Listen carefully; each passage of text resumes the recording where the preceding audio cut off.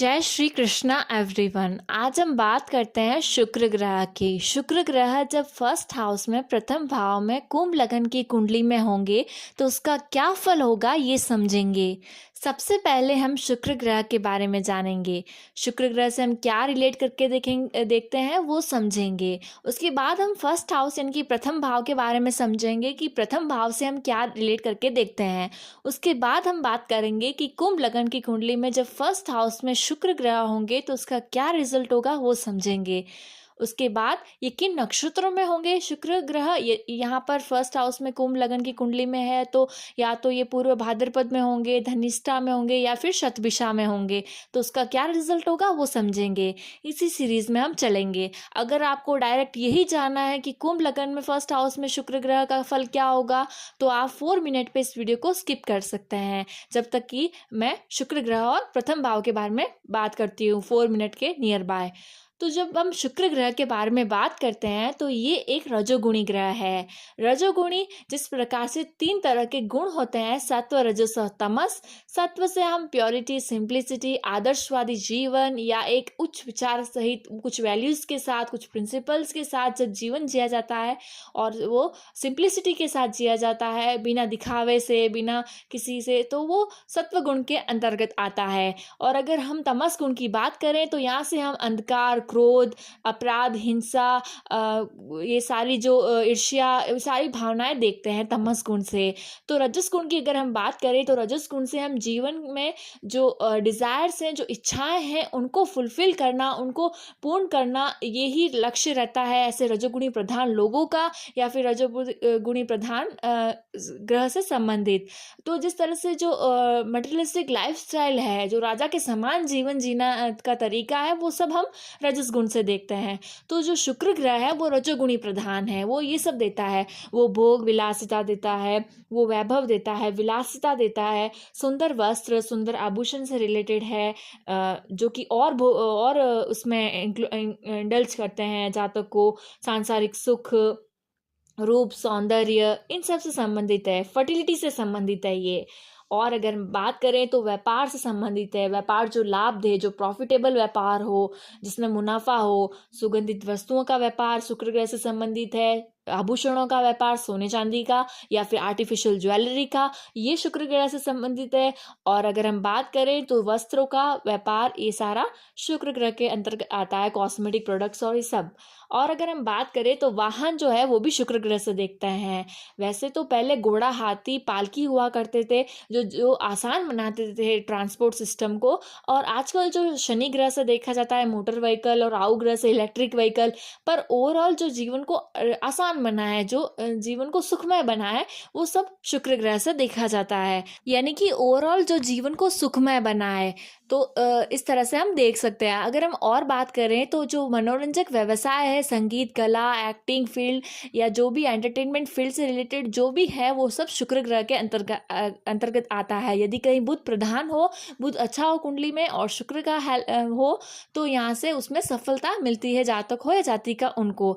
तो अब हम बात करते हैं फर्स्ट हाउस से हम क्या देखते हैं। देखिए, प्रथम भाव जो होता है वो जातक या जातिका की पर्सनालिटी का है, ओवरऑल पर्सनालिटी का, ओवरऑल व्यक्तित्व का भाव है, जिससे हम क्या देखते हैं कि जातक हो या जातिका, उनका व्यक्तित्व कैसा है, शरीर, वर्ण, कद, काठी, आकृति ये कैसी है। उसके अलावा जो साइकोलॉजिकल एट्रीब्यूट्स है वो कैसा है, यानी कि फिजिकल एट्रीब्यूट्स के साथ साथ साइकोलॉजिकल एट्रीब्यूट्स देखा जाता है, यानी कि स्वभाव कैसा है, वो भी प्रथम भाव से देखा जाता है। समाज में प्रतिष्ठा कैसी है जातक या जातिका की, समाज में समाज के लोग उन्हें किस हिसाब से जानते हैं, क्या देखते हैं, वो सब प्रथम भाव से देखा जाता है। प्रथम भाव की अगर हम और बात करें तो यश, मान, सम्मान, इस तरह से जो विवेक शक्ति है, पेशेंस लेवल है वो, और कभी कभार आयु का विचार भी प्रथम भाव से किया जाता है। मस्तिष्क भी प्रथम भाव से देखा जाता है। तो अब हम बात करते हैं कि कुंभ लगन में शुक्र फर्स्ट हाउस में होंगे तो क्या फल देंगे। देखिए, जो कुंभ लगन है वो एक स्थिर लगन है, वो स्टेबल लगन है। मकर लगन भी यहाँ पर शनि का था, कुंभ भी शनि का लगन है, लेकिन वहाँ पे चेंजेस थे। वहाँ पे चर लगन था मकर लगन। ये जो लगन है कुंभ लगन, वो एक स्थिर लगन है। यहाँ पर चतुर्थेश होकर के और नवमेश होकर के शुक्र ग्रह लग्न में बैठे हैं। तो इस तरह से अगर आप देखें तो चतुर्थ भाव जो होता है, फोर्थ हाउस जो होता है, वो सुख का भाव है, वो भूमि का भाव है, वो भवन का भाव है, आप जहाँ रहते हैं, और माता का भाव है, ये उन सब चीज़ों का भाव है। तो यहाँ से रिलेटेड चीज़ों में जब यहाँ के लॉर्ड फर्स्ट हाउस में बैठे हैं, तो यहाँ से रिलेटेड चीज़ों में ये अच्छा फल प्रदान करता है, श्रेष्ठ फल प्रदान करता है, इस तरह से आप कह सकते हैं। वहीं पे अगर हम दूसरे शुक्र के घर की बात करें, यानी कि तुला राशि की बात करें, शुक्र की दूसरी राशि जो तुला होती है, वो नवम भाव में आ रही है, जहाँ पे 7 लिखा हुआ है, तो नवमेश होकर के लग्न में बैठे हैं। तो अगर आप बात करें, नवम भाव धर्म का होता है, नवम भाव पिता का होता है। नवम भाव जो होता है, वहाँ से आप अपने वैल्यूज़ देखते हैं, अपनी रूट वैल्यूज़ जो देखते हैं, संस्कार देखते हैं। ये पिता का भाव भी है, ये भाग्य है, ये लक है आपका। तो ये जो चीज़ें हैं, यहाँ से देखी जाती है। यहाँ का लॉर्ड होकर के जब ये लग्न में बैठते हैं, तो सर्वश्रेष्ठ फल प्राप्त करते हैं। जातक का भाग्य उससे जुड़ा हुआ होता है।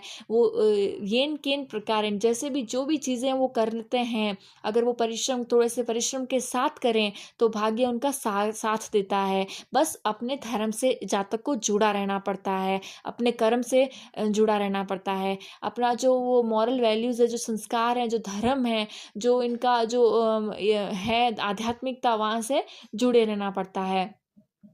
इस तरह से आप देख सकते हैं। तो वहीं पे अगर हम बात करें, यहाँ पे बैठे शुक्र 7th दृष्टि से देख रहे हैं अपने 7th हाउस को, जहाँ 5 लिखा हुआ है, जो कि सूर्य का घर आता है, सिंह राशि आती है। जैसा कि पहले मैंने इंट्रोडक्शन में भी बताया है, सूर्य और शुक्र जो होते हैं शत्रु ग्रह माने जाते हैं, एक दूसरे के शत्रु हैं।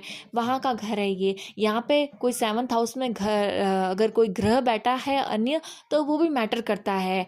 और कोई दृष्टि डाल रहे हैं 7th हाउस में ग्रह, तो वो भी मैटर करते हैं। लेकिन ओवरऑल यहाँ से आप एवरेज देखेंगे, एवरेज इन्हें रिजल्ट मिलता है। मैरिड लाइफ का हाउस है ये 7th हाउस, और ये सामंजस्य के साथ, पार्टनरशिप के साथ बिजनेस का हाउस है। तो यहाँ से रिलेटेड चीज़ों में इन्हें एवरेज फल प्रदान करता है। अगर जातक हो या जातिका अपने मैरिड लाइफ में सामंजस्य के साथ जीवन जिए, तो वो सफल होता है, सफल होती है। तो इस तरह से आप देख सकते हैं। वहीं पे बात करें पार्टनरशिप की, बिजनेस की, तो यहाँ पर वो भी एवरेज फल प्रदान करता है। इसी तरह से अगर आप देखें तो अगर शनि की कहीं से दृष्टि पड़ जाए शुक्र पर, यानी कि आप देखें अगर तो शनि ग्रह अच्छे पोजीशन में हो, तुला राशि में हो, जहाँ पे नवम भाव भाग्य भाव में ही हो, तो ओवरऑल ये जातक को आसानी से अपने धीरे धीरे उच्च पद पर ले जाता है। जातक जिस भी कर्म क्षेत्र में होता है, उच्च पद पर जाता रहता है। शनि और शुक्र एक अच्छे मित्र माने गए हैं दोनों ग्रह, तो एक राजयोग भी देता है। इस तरह से अगर ये अच्छा प्लेसमेंट शनि का हो और कहीं पे दृष्टि पड़ रही हो शनि की शुक्र के ऊपर, तो ठीक फल देता है। वहीं पे अगर हम बात करें और, तो हम शुक्र ग्रह का यहाँ प्लेसमेंट ओवरऑल बहुत ही अच्छा है। ये जातक को जो ये सबके साथ घुल मिलकर रहने वाला ऐसा बनाते हैं। वो पाक कला में निपुण होता है, यानी कि जो खाने बनाने की कला है उसमें भी निपुण पाए गए हैं। और सुगंधित पदार्थों का व्यवसाय, या फिर विक्रेता, या पुराने सामान एंटिक पीस के विक्रेता, ऐसे भी देखे गए हैं। वहीं पे वाहन जो सुख है उन्हें मिलता है। विदेश में भी ये अच्छा फल मिलता है इन्हें। इसी तरह से आप देख सकते हैं। ऐसे जातक अपने हाथों द्वारा भवन निर्माण कराता है, और वो भाग्यशाली होता है। वो अपने लोक और परलोक को बनाता है, यानी अपना फ्यूचर खुद बना सकता है, काबिलियत होता है। क्योंकि जब भाग्य भाव, जब नवमेश ही आपका साथ दे रहे हैं, जब भाग्य ही भाग्य भाव का स्वामी आप लग्न में बैठे हैं, आपका साथ मिल रहा है भाग्य का, धर्म का, तो वो कुछ भी अच्छा कर सकते हैं। लेकिन अगर आप धर्म से विमुख होकर कुछ काम करेंगे, अब धर्म को नहीं मानेंगे, अपना एटीट्यूड, पर्सनालिटी समाज में कुछ अलग तरह की बनाएंगे, तो ये ओवरऑल नेगेटिव फल प्रदान करने वाला भी बन जाता है। कोई भी पॉजिटिव या कोई भी नेगेटिव योग या योग नहीं होता है, बस अपनी उस एनर्जी को देखना पड़ता है, उसी हिसाब से चैनलाइज करना पड़ता है, उसी हिसाब से रिजल्ट मिलते हैं, उस हिसाब से समझना पड़ता है कि हम क्या समाज को बता रहे हैं। अगर आप अपने रूट से, धर्म से हट करके करते हैं, तो फिर वो नेगेटिव फल प्रदान भी करता है। आपकी पर्सनैलिटी एक अलग तरह का समाज में होता है। इस तरह से आप देख सकते हैं।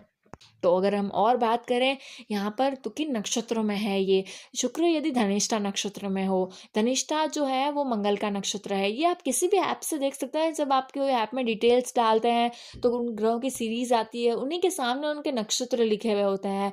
तो अगर शुक्र धनिष्ठा नक्षत्र में है तो मंगल के नक्षत्र में है। मंगल के नक्षत्र में होने से शुक्र अच्छा फल प्रदान करता है। जातकों या जातिका का म्यूज़िक, आर्ट, एक्टिंग में इंटरेस्ट रहता है। उसी तरह से अगर हम और बात करें तो यहाँ पर ये कंफर्ट लाइफ में देता है।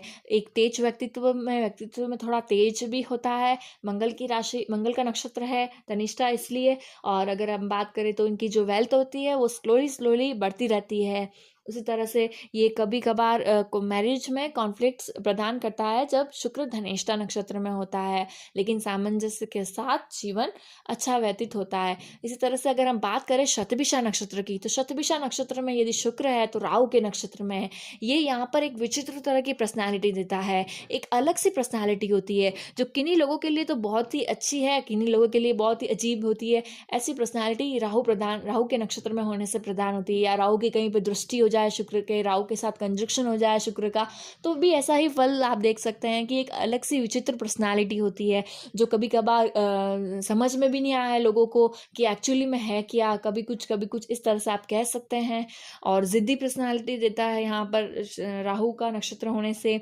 और टेक्नोलॉजी में अगर काम करे तो ये अच्छा होता है। अगर रिसर्च देखिए, एनर्जी जो होती है राहु की वो अजीब होती है, वो फ्रॉड, चीटिंग इस तरह की एनर्जी, या आप कह सकते हैं एक अलग सा नेचर देना, इस तरह से होता है। तो वो आपके ऊपर डिपेंड है कि आप उसे किस तरह से चैनलाइज करें। वहीं पर वो डीप रिसर्च, डीप, ये भी एनर्जी राहु की है, गूढ़ विद्या जिसे कहते हैं। और हीलिंग प्रोसेस जो होता है रेकी का और वो सारी चीज़ें, वो भी राहु की एनर्जी है। तो वो किस दिशा में आप यूज़ कर रहे हैं उस पे ऊपर डिपेंड करता है। तो यहाँ पर हेल्थ केयर में, हीलिंग में अगर हैं, या कोई ह्यूमैनिटी से सर्व कर रहे हैं, ह्यूमैनिटी को सर्व कर रहे हैं, ऐसे फील्ड में है, रिसर्च फील्ड में है, गूढ़ विद्या जिसे कहते हैं, वैसी कोई है जिसमें अच्छा हो रहा है, किसी की भलाई हो रही है, तो ये ओवरऑल बेस्ट रिजल्ट प्रदान करता है। अब बात करते हैं हम पूर्व भाद्रपद नक्षत्र की। पूर्व भाद्रपद नक्षत्र में यदि शुक्र ग्रह है तो ये गुरु के नक्षत्र में है। गुरु के नक्षत्र में यदि शुक्र है तो ओवरऑल ये भी अच्छा प्लेसमेंट है, ये भी अच्छा शुक्र का नक्षत्र लिए हुए है शुक्र ग्रह। यहाँ पे जातक हो या जातिका समझते हैं कि ज्ञान भी ज़रूरी है, ज्ञान को महत्वता देते हैं, उन्हें पता है कि क्या सही है क्या गलत है। वो सिर्फ अपने सौंदर्य या अपने व्यक्तित्व, आकर्षक व्यक्तित्व लेकर को नहीं अपना जीवन पूरा बिताते हैं, बल्कि ज्ञान भी एकत्रित करते हैं और ज्ञानी भी होते हैं। समाज में इस तरह से ज्ञान के कारण भी जाने जाते हैं। कहीं गुरु का अच्छा प्लेसमेंट हुआ तो ये ओवरऑल अच्छा ही फल प्रदान करता है। तो आज हमने जाना शुक्र ग्रह कुंभ राशि में क्या फल देते हैं जब वो लग्न में होते हैं। अगर आपने इसे रिलेट किया है तो लाइक, शेयर, सब्सक्राइब करिएगा। राधे राधे।